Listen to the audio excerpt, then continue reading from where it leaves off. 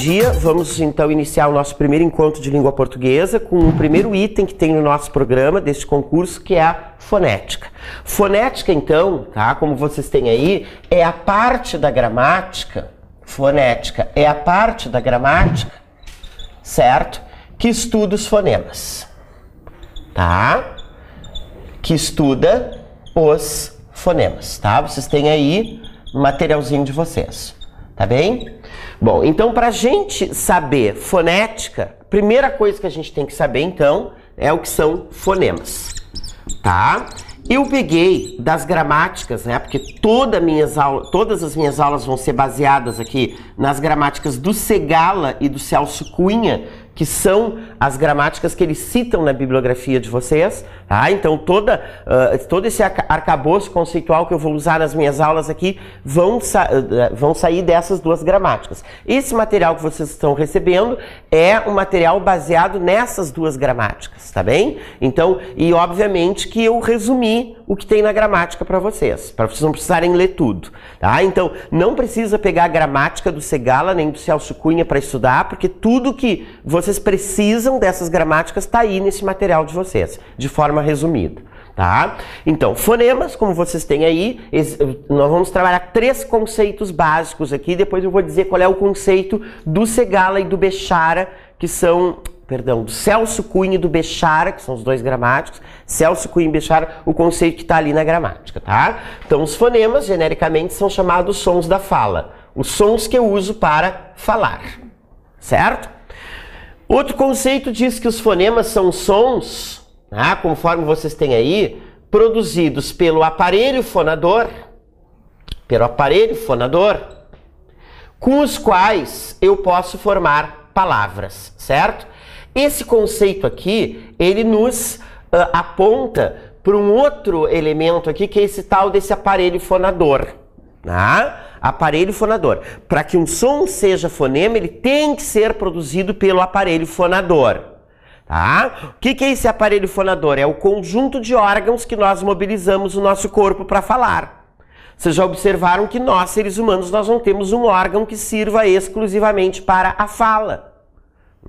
Nós temos um órgão que só serve para ver, que são os olhos. Os ouvidos só servem para escutar. Agora, a gente não tem um órgão só para falar. Então, o ser humano, ao longo do seu processo evolutivo, o que ele fez? Ele fez um aproveitamento secundário de órgãos do aparelho digestivo, como a língua, a boca, os dentes, o palato, do aparelho respiratório, né, como a traqueia, os brônquios, os bronquíolos, as fossas nasais, e com esse conjunto de órgãos ele conseguiu emitir sons.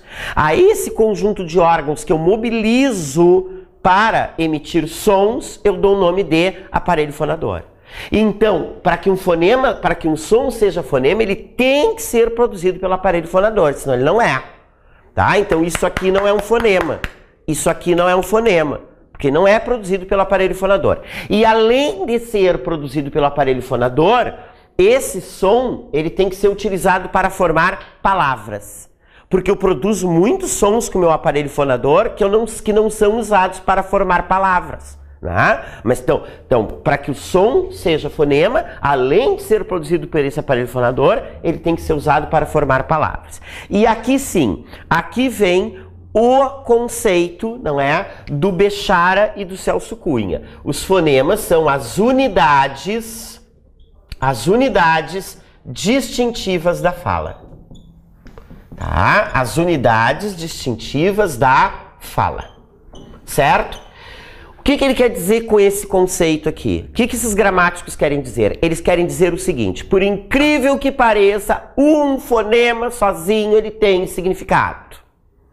Ele tem significado. Por quê? Porque às vezes eu troco o fonema de uma palavra e além de alterar o som dessa palavra, eu vou alterar o quê? O seu significado, o seu sentido, certo? Isso é fácil de nós observarmos. Olha aqui, ó. Mala, bala, cala e fala.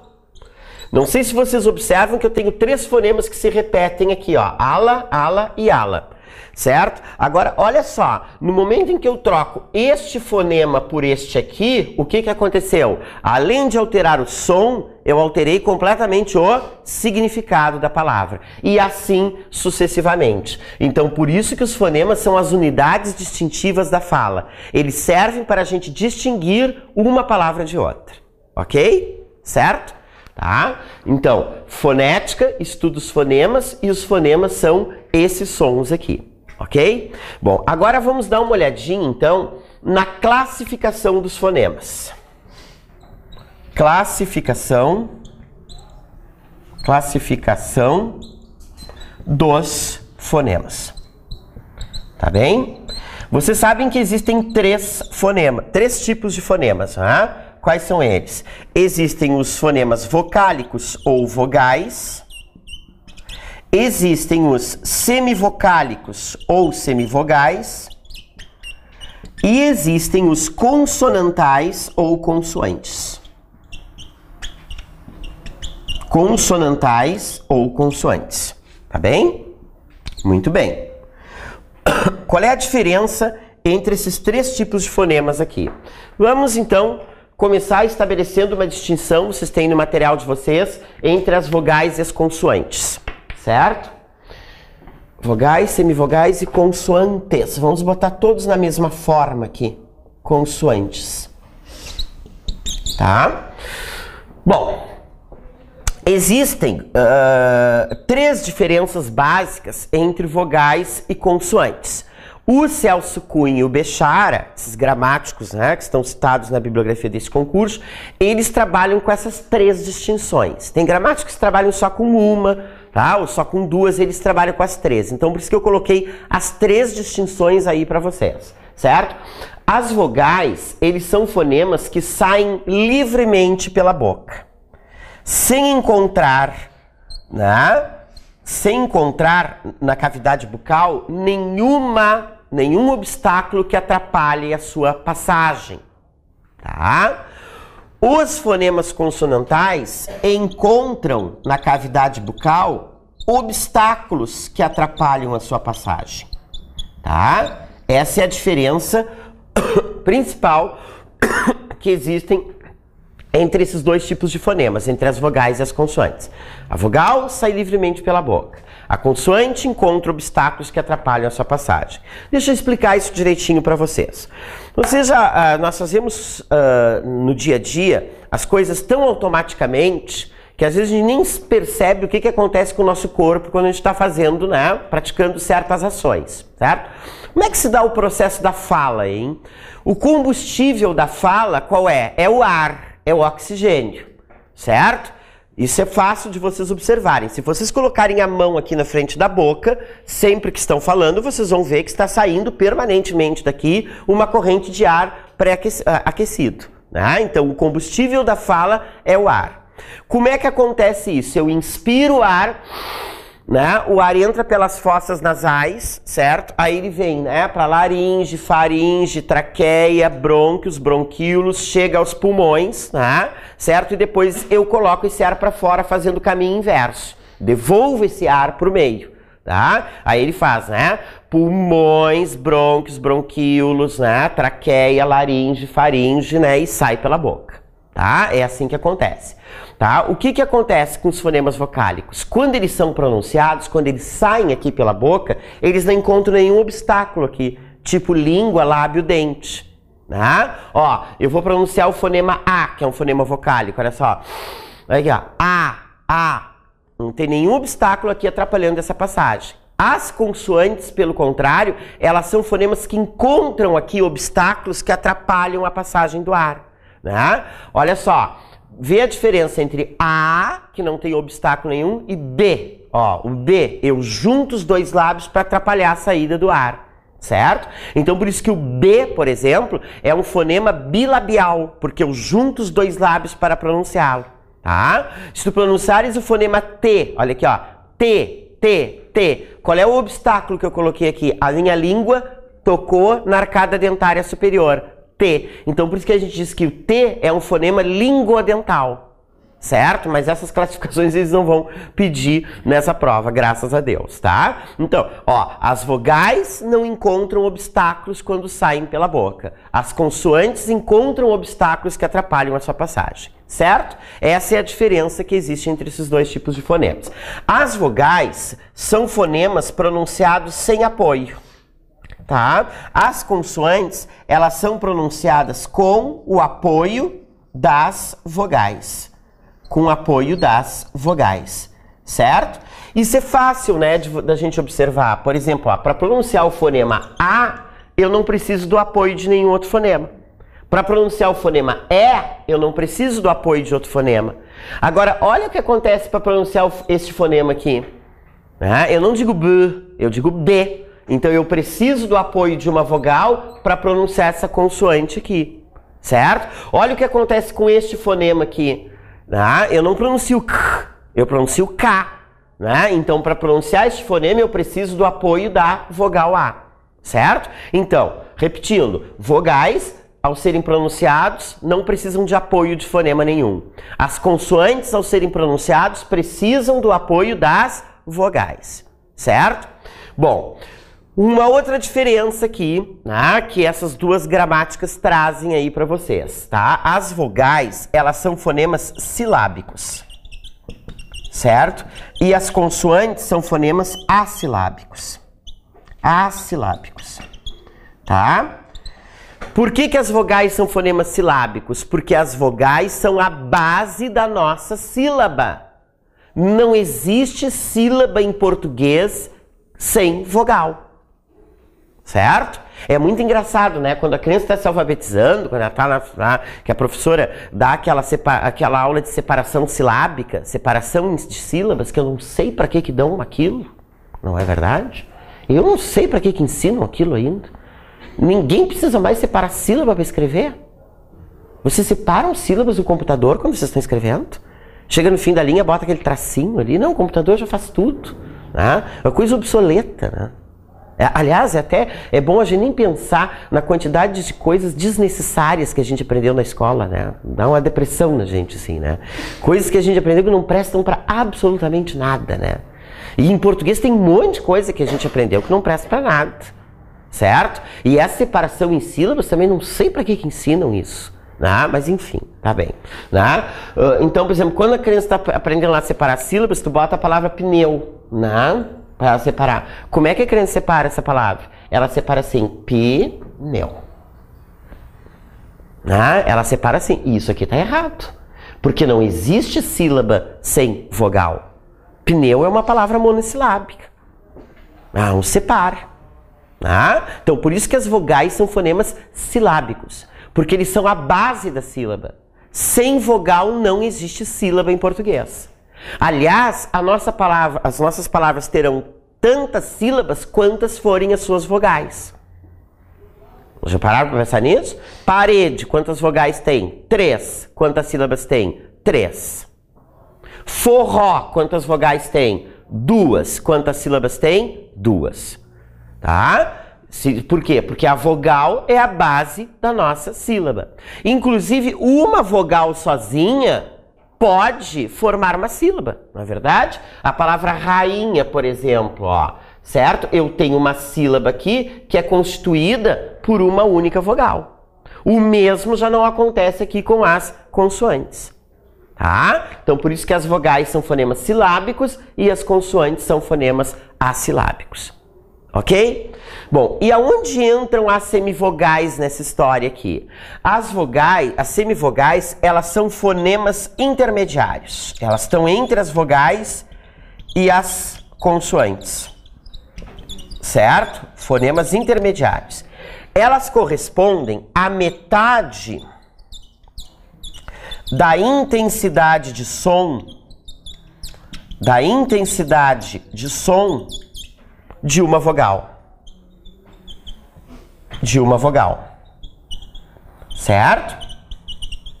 Deixa eu explicar isso melhor para vocês, tá? Então, semivogais, fonemas intermediários, porque correspondem à metade da intensidade de som de uma vogal.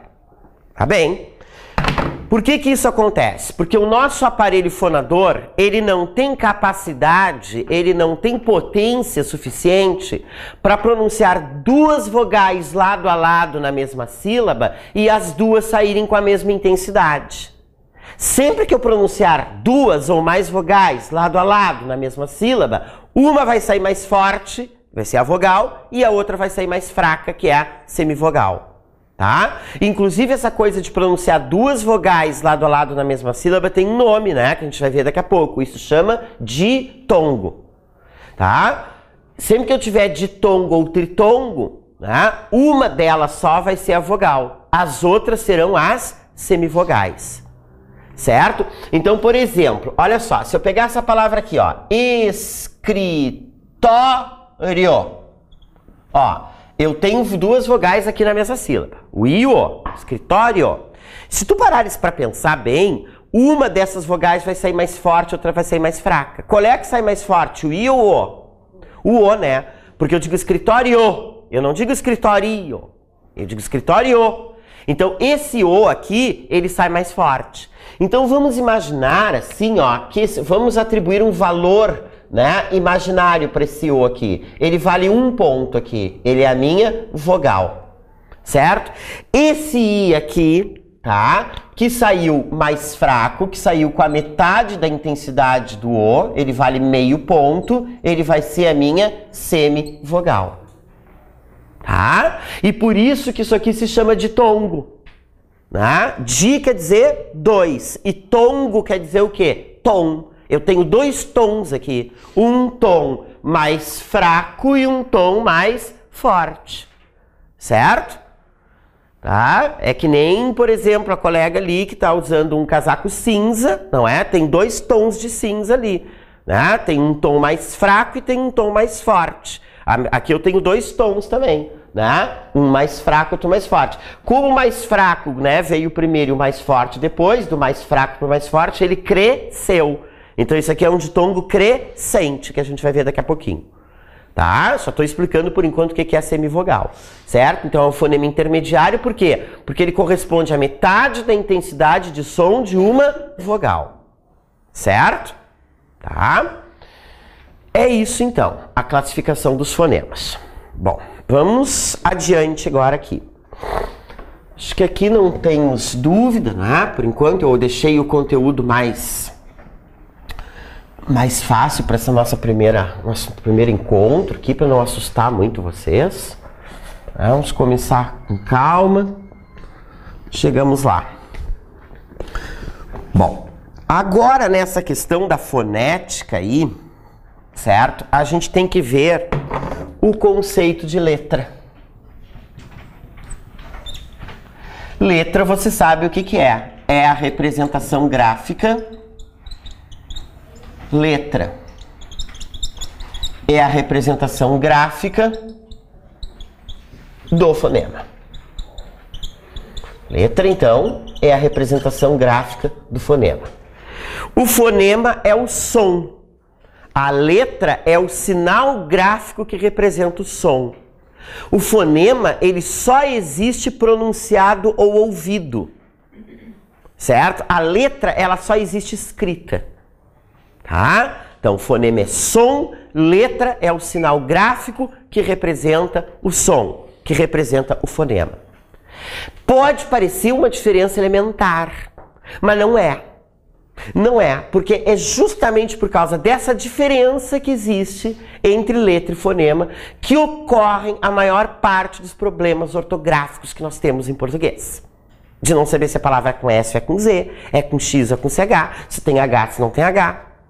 Ah, toda essa barafunda que acontece na cabeça da gente, lá desde pequeno, quando nós nos alfabetizamos, e vamos carregar esse problema pro resto da nossa vida, porque a nossa língua é vastíssima, né?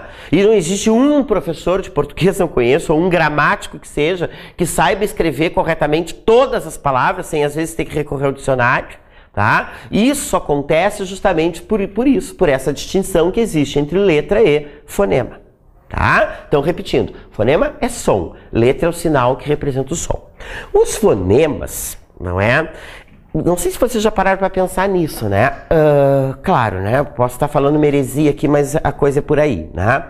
Os fonemas, eles são praticamente os mesmos em tudo que é língua. O fonema A existe em português, existe em japonês, existe em inglês, existe em alemão, existe em tudo que é língua. O fonema E existe em tudo que é língua.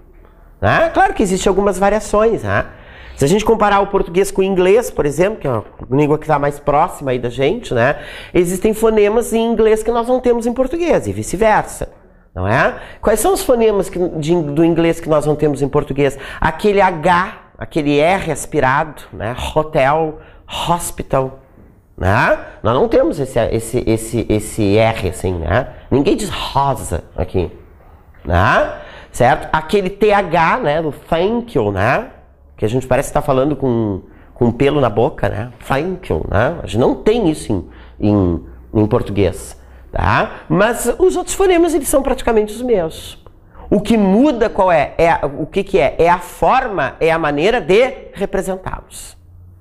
Certo? A maneira de representá-los, sim. Né? O fonema U a gente representa com uma letra só, e em inglês às vezes eles representam com 2 Os. Good, por exemplo. Mas mudou a representação. O som é exatamente o mesmo. Né? Para representar os fonemas, as línguas, não é verdade? Elas criaram o quê? Os seus alfabetos. Certo? Qual é o alfabeto que nós usamos para representar os nossos fonemas em língua portuguesa? Nós usamos o alfabeto indo-arábico, né? Que nós herdamos dos antigos fenícios. Tá bem? E é considerado um dos alfabetos mais avançados e funcionais do mundo. Tanto que ele é utilizado para representar a maior parte das línguas ocidentais. Tá? O francês, o inglês, o alemão, o italiano, né? Eles usam esse alfabeto indo-arábico. Mas nós temos outros, né? Que a gente conhece. Um alfabeto que nós conhecemos um pouco, assim, pela nossa vida escolar, é o alfabeto grego. Não é verdade? Aquelas letras alfa, beta, gama, delta, pi, psique, mu, rho, ômega, não é? São letras do alfabeto grego. Se pegar um jornal na Grécia, né? Essas letras aqui, certo? Além desses alfabetos aqui, do alfabeto grego, nós temos também outros alfabetos que a gente conhece por aí, o alfabeto japonês, o alfabeto chinês, não é verdade? O alfabeto japonês, ele tem 1.500 ideogramas. O alfabeto chinês, ele tem mais de 3.500 ideogramas. E qual é a diferença entre uma letra e um ideograma? Uma letra, ela geralmente representa um fonema só, ou no máximo 2.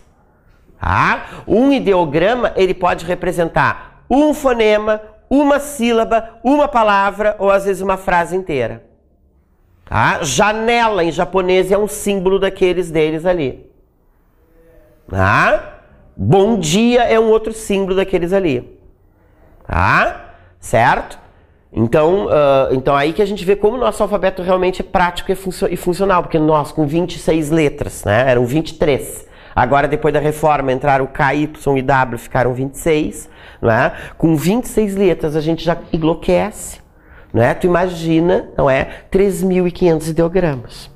É porque na China, você sabe, né, que existem vários alfabetos, né? Existe letra para gente pobre, existe letra para gente rica, varia de acordo com a classe social da pessoa, e tem um alfabeto, que é o mandarim, né? Que é o que normatiza tudo, né? O alfabeto oficial deles. Né? Inclusive, isso é uma coisa interessante da gente fazer um parênteses aqui e discutir, né? Vocês sabem que as pessoas nunca estiveram tão interessadas em aprender mandarim. Vocês já viram que tem de curso de mandarim em Porto Alegre? Há 10 anos aí, há 10 anos, tu queria aprender mandarim, que era um sufoco. Hoje, em cada esquina, tem curso de mandarim aí. Ah, por que será, hein, esse interesse súbito pela cultura chinesa, né? É que as pessoas, né? Por que isso, né? Por causa do desenvolvimento econômico. O que manda, não é? No fato de uma língua ser mais falada ou menos falada, é o poder econômico que o povo que a detém possui. Não é? Certo? E assim como existe esse interesse, não é? pelo mandarim, não é? Existe no estrangeiro também um interesse muito grande por aprender o quê? Português. Você já está lendo uma reportagem na Veja. Né? Há 5 anos, 6 anos ali, não é? Existiam em torno de, num estado lá dos Estados Unidos, que eu não me lembro qual é o nome, né? Nova York, parece, na cidade de Nova York, existiam 4.000 pessoas interessadas em aprender português. Hoje existem 60.000 pessoas interessadas em aprender português. Tá? Eu não sei, inclusive, o que eu estou fazendo aqui. Tá? Porque professor de português, é verdade, no exterior está ganhando, né? Tá ganhando peso de ouro. Né? É impressionante. Isso aí está na reportagem, inclusive, assim. Né? Os altos salários que os professores de português estão ganhando no exterior. Por isso, por quê? Porque a economia do Brasil está crescendo. Não é? Estão vindo investimentos para cá e aí o interesse pela língua cresce. Tá? Certo? Com essa crise europeia, então, né? Que agora os europeus estão vindo para cá. Não é? Há um tempo nós íamos para lá, então tudo isso aumenta o interesse pela língua, então o poder econômico do povo, tá? Então, a letra é a representação gráfica do fonema. Aí, né, gente, aí é o seguinte, aqui que começa a acontecer todos os problemas, né? O que acontece aqui? Acontece que nós temos em português, o nosso alfabeto indo-arábico, 26 letras. Contando com K, Y e W. Nosso alfabeto tem 26 letras. E com essas 26 letras, nós representamos 32 fonemas. Sentiram o problema? Nós não temos uma letra para representar cada fonema. Se nós tivéssemos em português 32 letras e 32 fonemas, nós nunca teríamos dúvida se a palavra é com S ou é com Z. É com X ou é com CH. Mas nós não temos um número suficiente de letras para representar os nossos fonemas. E por isso, por a gente não ter, não é, esse número suficiente de letras, problemas acontecem. Problemas, entre aspas, acontecem. Problemas que vão se manifestar lá quando nós estamos nos alfabetizando. Não é? Quais são esses problemas? Os problemas são os seguintes. Você sabe que nós temos letras que não representam fonema nenhum. Tá? Nós temos letras que não representam fonema. Não é verdade? Que letras seriam essas, hein? Que letras seriam essas aqui? O H inicial, o M e o N. Essas 3 letras, dependendo da situação, elas não representam fonema nenhum. Não é verdade? É o que acontece com a palavra hora, por exemplo. Né? Quantas letras eu tenho aqui? 4 letras. Quantos fonemas eu tenho aqui? 3 fonemas. Por quê? Porque esse H inicial não conta. Tá? E aí já começou o problema. Aí já começou o problema pelo seguinte, né? A gente não pode pensar na gente só agora, né? No momento atual. A gente tem que pensar na gente com 6, 7 anos, quando a gente está na primeira série. Não é verdade?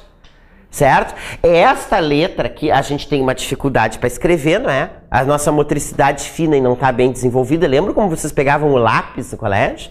Né? Aquele lápis a gente apertava na folha, né? E a gente não conseguia fazer esses movimentos assim, tão espontaneamente como a gente faz hoje, né? E eu não sei se vocês lembram que o H era a letra mais difícil de fazer. Não é verdade? Dá um trabalho desgraçado para fazer um H.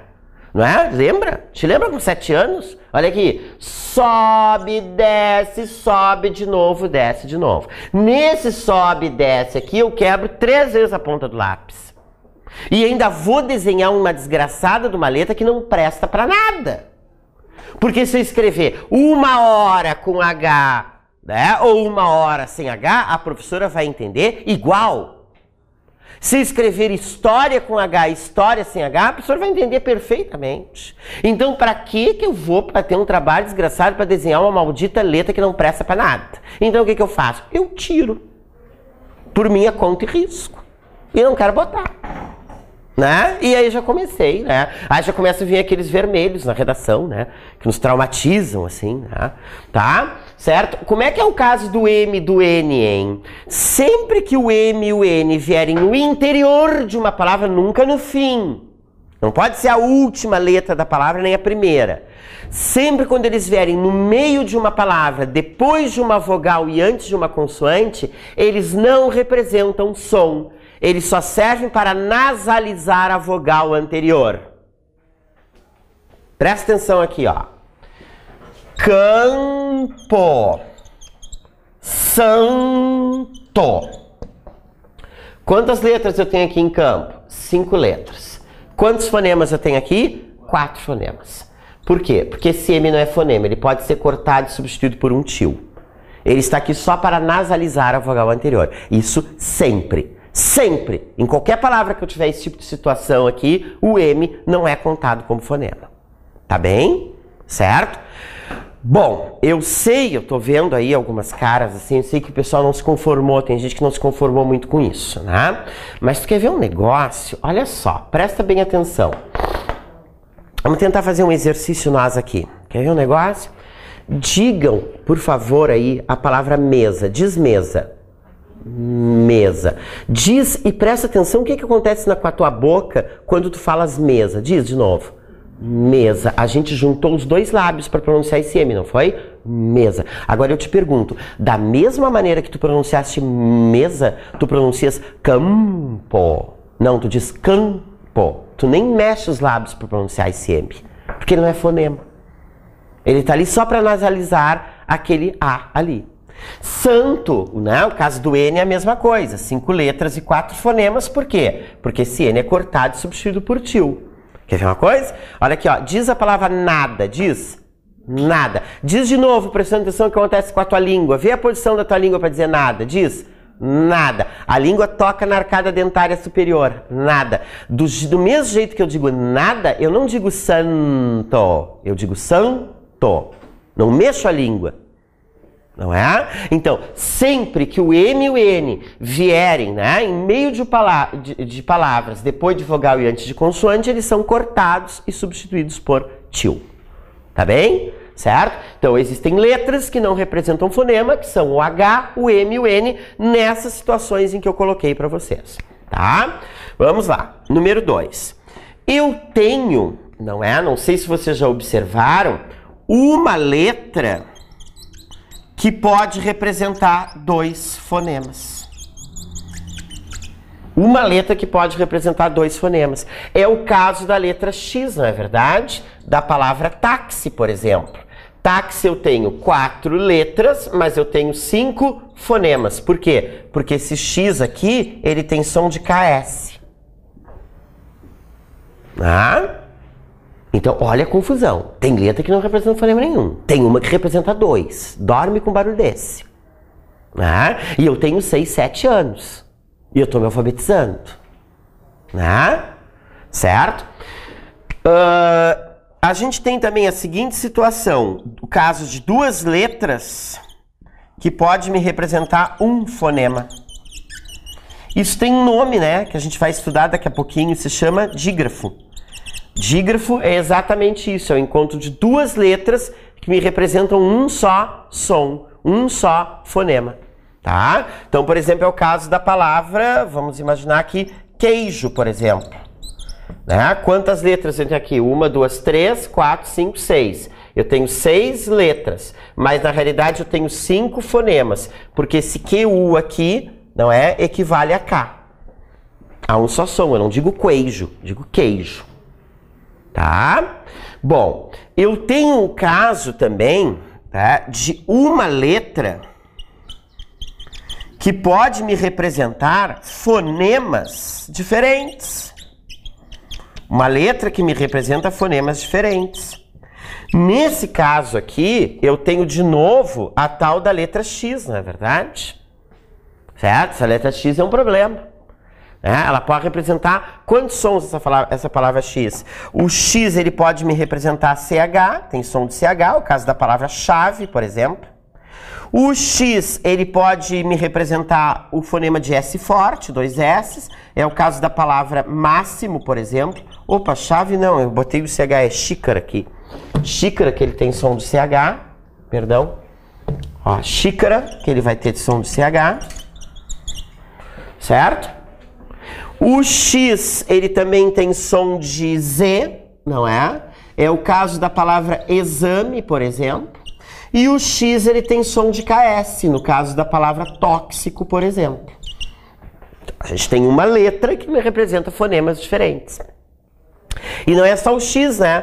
Porque eu tenho a letra G também. Eu tenho a letra G com som de G mesmo, que é o caso do gato, que aí ela tem som de G. E eu tenho o G da palavra gelo, que aí ele vai ter som de J. Entende? Certo? E a pior diferença de todas que tem, que na minha opinião é a que mais nos atrapalha, pelo menos a que mais me atrapalha, ou me atrapalhou, né? É essa aqui, né? Um fonema, ele pode ser representado de maneiras diferentes. Essa aqui é para matar, na minha opinião. Fonema pode ser representado de maneiras diferentes, né? Por exemplo, peguem esse fonema aqui, ó. Quer ver? Olha aqui, ó. Isso é um fonema. Porque com esse som que eu produzi pelo meu aparelho fonador, eu formo palavras. Sala, salão, né? Simone, cerveja, né? Esse fonema, ele pode ser representado assim, assim, assim, assim.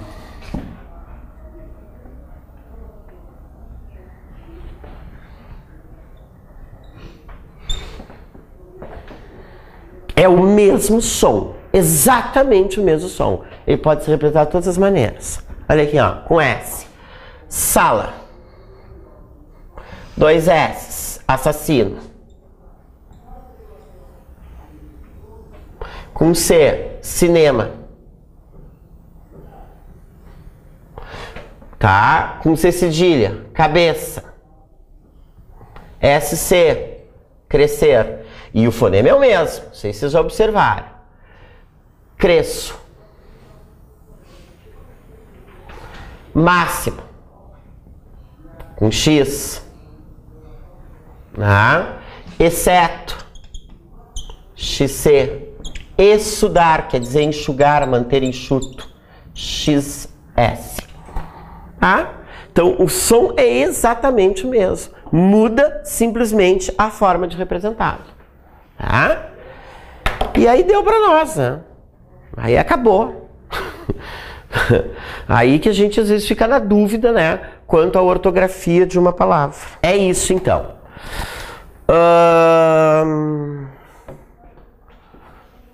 Vamos dar uma olhadinha aqui. Tá, então aqui, ó, eu fiz uma síntese, né, para vocês aí, que vocês têm no material de vocês, né, os fonemas são as unidades distintivas da fala, aqui botei outros exemplos, ó, pato, mato, gato, rato e fato, ó. O fonema ato se repete, e à medida que eu for trocando esses aqui que estão em vermelho uns pelos outros, né, eu vou alterando, né, o som e o sentido da palavra. Tá, coloquei aqui o conceito de letra, que é o mesmo que coloquei ali no quadro, que vocês têm no material de vocês, tá? Certo? As letras que não representam um fonema, o H, o M e o N, que eu já demonstrei ali no quadro para vocês, tá? O segundo problema, as duas letras que representam só fonema, que é o caso dos dígrafos, que a gente já vai ver, tá? Aqui eu tenho carro com 5 letras e 4 fonemas, chaveiro com 8 letras e 7 fonemas, exceto com 7 letras e 6 fonemas, desculpe, ali tá errinho. Uma letra pode representar 2 fonemas, o X do táxi, por exemplo, tá? Certo? Uma letra pode representar fonemas diferentes, o G do gato e o caso do X ali, que eu já expliquei para vocês. Um fonema ele pode ser representado de maneiras diferentes, tá? Aquilo que eu coloquei ali no quadro para vocês, certo? Bom, e paramos por aqui. Agora vamos dar uma olhadinha, então, nos encontros vocálicos, nos encontros consonantais e nos dígrafos, tá? Que vocês têm aí. Tá no programa isso, sabe? Tá? Essa coisa dos encontros vocálicos, encontros consonantais e dígrafos.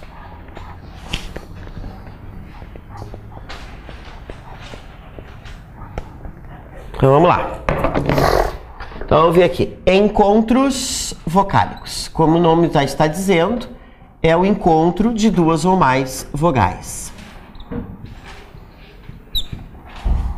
Encontros vocálicos, tá? Bom, existem 3 tipos de encontros vocálicos, né? O ditongo, que mais? O tritongo e o hiato, tá? Então, o que é o ditongo? O ditongo, tá? É o encontro de uma vogal mais uma semivogal na mesma sílaba. Na mesma sílaba. Tá? Então, quando uma vogal e uma semivogal se encontram na mesma sílaba, eu tenho o ditongo. Tá? O ditongo, tu sabes que ele pode ser. Ele pode ser de 2 tipos. Quais? Ele pode ser crescente ou decrescente. Crescente ou decrescente. Ele pode ser também oral e ele pode ser também nasal. Não é verdade? Tá? Então, o ditongo pode ser crescente, decrescente, oral e nasal. Tá? O que é o ditongo crescente? O ditongo crescente é quando eu tenho a semivogal mais a vogal, certo? Que aí o som, né, ele cresce, né? O som mais fraco vem primeiro e depois vem o mais forte, tá? Então, por exemplo, se eu pegar essa palavra aqui, ó, memória, memória, certo? Qual é a vogal aqui? É o A. Eu não digo memoria, eu digo memória. Então, esse A aqui é a minha vogal, tá? Ele vale 1 ponto, ele é a minha vogal. Este I aqui que eu pronunciei com a metade da intensidade do som, certo? Ele vale meio e ele é a minha semivogal. De semivogal para vogal, cresceu, tá? Então, ditongo crescente. Tá? Uma das pouquíssimas regras que nós temos em português, que não tem exceção nunca, é essa. O A é sempre vogal. O A sempre será uma vogal. Tá? Quando tem um ditongo e tiver o A na parada, tá? O A é a vogal, o outro vai ser a semivogal. Tá? Agora, tiver um O, E, um U, I, aí tu já tem que verificar ali, mas o A é sempre vogal. Tá? Depois nós vamos exercitar isso. Decrescente, né, é o contrário, quando eu tenho a vogal mais a semivogal, né? Do mais forte para o mais fraco, decresceu, tá? Então, por exemplo, leitura, né? Leitura. Qual é o que eu pronuncio mais forte? O E ou o I? É o E, né? Eu digo lei, eu não digo leitura, eu digo leitura. Então, esse E aqui, certo? Que eu pronuncio, né, vale 1 ponto, ele é a minha vogal. Esse I aqui, que eu pronunciei com menor intensidade, ele vale meio e ele é a minha semivogal. Do mais forte para o mais fraco, decresceu. Tá bem? Ditongo nasal, ditongo oral. O ditongo oral é aquele que é produzido estritamente na cavidade bucal. Care. Tá? Carie, ó, o E é a vogal, né? O I é semivogal. Eu não digo carie, eu digo carie. Tá? Então ele é um ditongo oral, ó, carie, sai só pela boca, tá? Então ele é um ditongo oral, o quê? Crescente. Ditongo oral crescente. E o ditongo nasal é aquele ditongo cuja produção, não é? Ele se divide, né, entre a cavidade bucal e a cavidade nasal, né? Geralmente eles são indicados por tio, né? Então, sei lá, né? Vamos ver aqui, balão, né? O A é sempre vogal, o O é semivogal, né? De vogal para semivogal decresceu, então eu tenho ditongo nasal decrescente aqui, tá? Esse é o ditongo. Bom, o tritongo, vocês sabem, né? O tritongo é o encontro de uma vogal, de uma semivogal, mais uma vogal, mais uma semivogal na mesma sílaba. Ó, vogal, mais semivogal, mais... Desculpa. Semivogal, mais vogal, mais semivogal na mesma sílaba, tá? A vogal, ela sempre vem no meio, viu? O tritongo. Sempre. Sempre, sempre, sempre. E o tritongo, ele pode ser oral. Ele pode ser oral, certo? E ele pode ser nasal. Tá bem? Oral, quando ele sai só pela boca. Nasal, mesma coisa, quando a produção se divide entre a boca e a cavidade bucal. Tá? Então, por exemplo, se eu tenho aqui, ó, Uruguai. Uruguai. Tá? Eu tenho um tritongo aqui, ó. O A aqui é a minha vogal, que vem no meio, certo? E essa vogal está ladeada por duas semivogais. Tá? Ah, mas esse GU aí não forma um dígrafo? Não. Ele só vai formar um dígrafo quando o U não for pronunciado. É o caso de guerra, por exemplo, que eu não digo guerra. Agora eu não digo Uruguai, eu digo Uruguai. Então aí, não é? Ele vai ser pronunciado, tá? Formando o tritongo, tá? E o tritongo nasal, por exemplo, a palavra quão. Quão belos são teus olhos, né? Ó, o A é a minha vogal, tá? E essa vogal está ladeada por duas semivogais, tá? Certo? O último encontro vocálico que nós temos é o hiato. Tá? O que vem a ser esse hiato? O hiato é o encontro de duas vogais. Agora eu não tenho mais semivogal, né? Encontro de duas vogais em sílabas separadas. Em sílabas diferentes, né? Ou separadas. Certo? Então, por exemplo, rainha.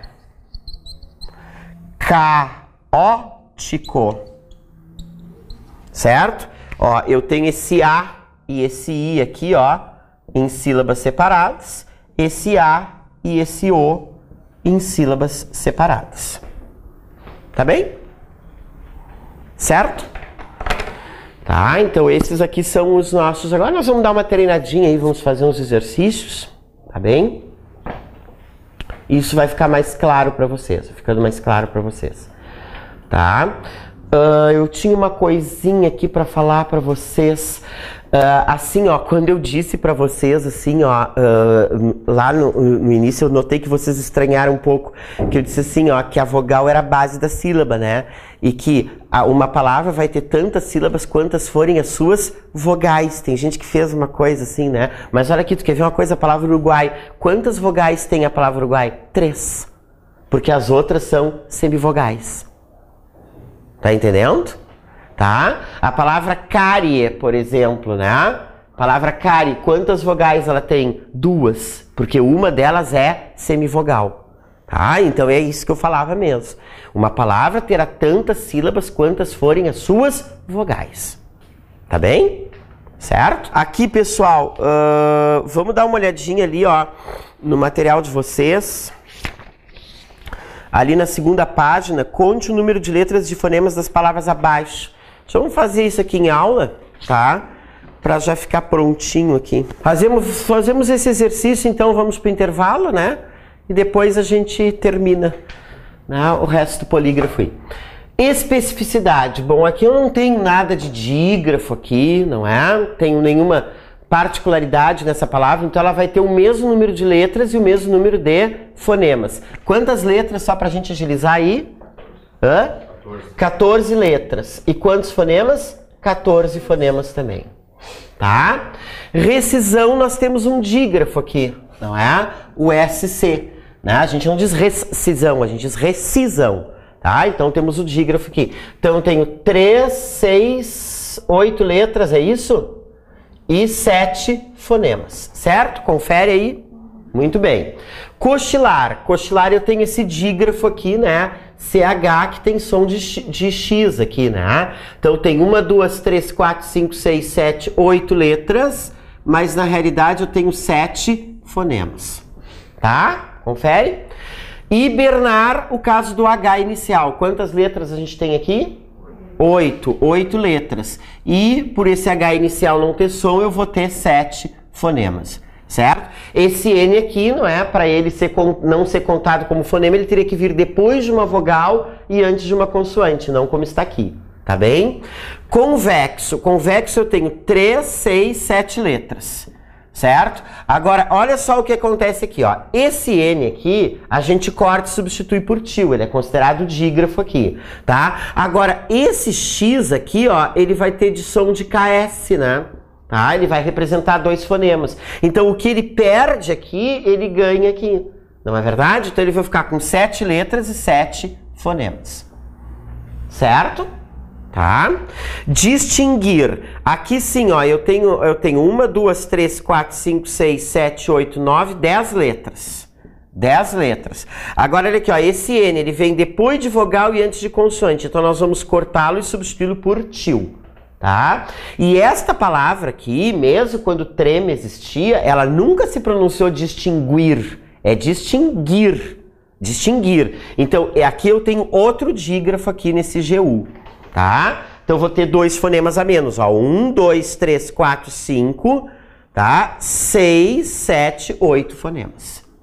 Certo? Porque eu tenho 2 dígrafos aqui, o IN e o GU. Tá bem?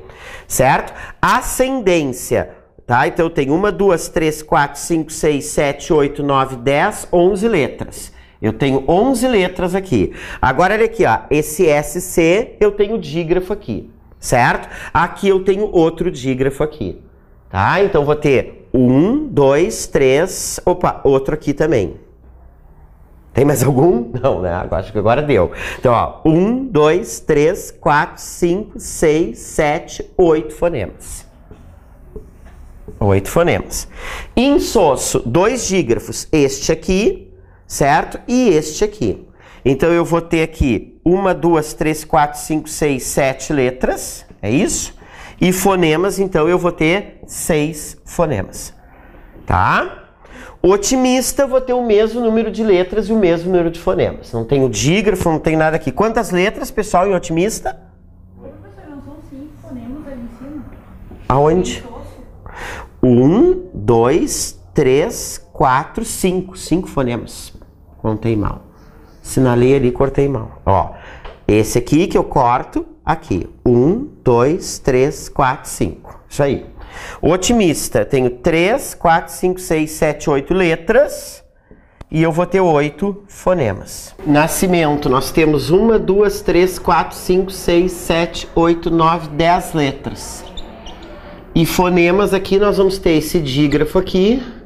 E esse N também que a gente corta e substitui por til. Então ficamos com 1, 2, 3, 4, 5, 6, 7, 8 fonemas. Nascimento, 10 letras e 8 fonemas. Muito bem, vamos para o nosso intervalo então. E voltamos depois.